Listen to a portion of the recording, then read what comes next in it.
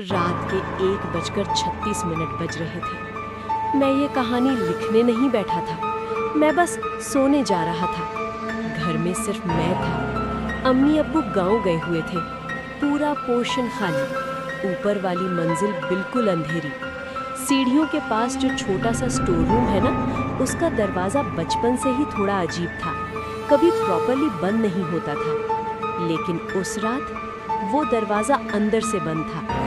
मैंने पहले लगा हवा होगी, लेकिन हवा अंदर कैसे?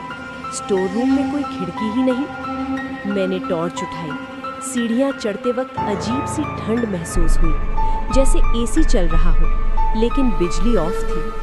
ऊपर पूरा फ्लोर खामोश। स्टोर रूम के सामने खड़ा हुआ तो हैंडल धीरे से हिल रहा था। अंदर से मैं जम गया।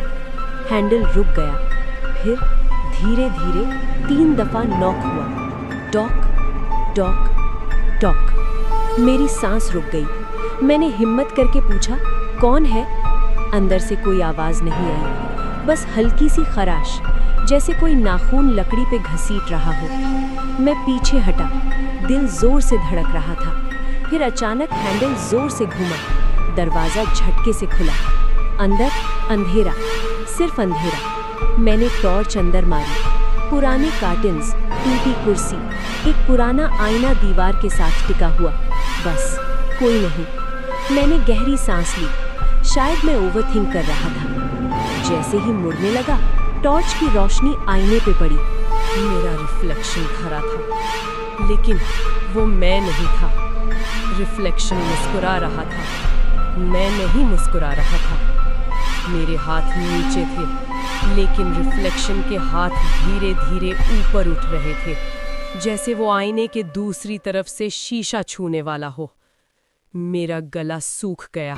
मैंने हिलने की कोशिश की, रिफ्लेक्शन ने भी की, लेकिन आधा सेकंड बाद डिलेड, जैसे वो कॉपी नहीं कर रहा, सोच रहा हो।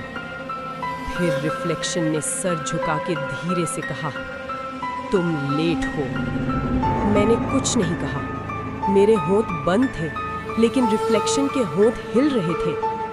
मैं 3 साल से इंतजार कर रहा हूँ।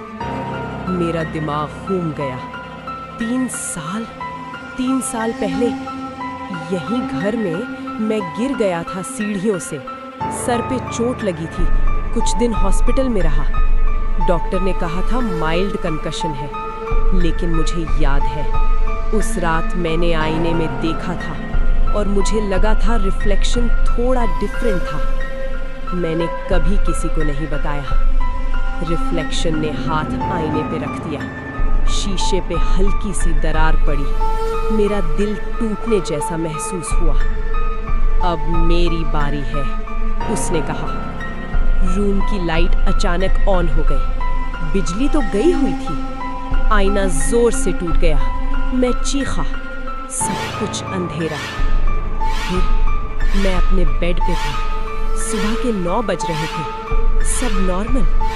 मैंने खुद को समझाया, बस नाइटमेयर था। मैं बाथरूम गया, मुंह धोया, आईने के सामने खड़ा हुआ। रिफ्लेक्शन नॉर्मल था। मैंने हल्की सी हंसी निकाली। पागल हो गया हूँ मैं।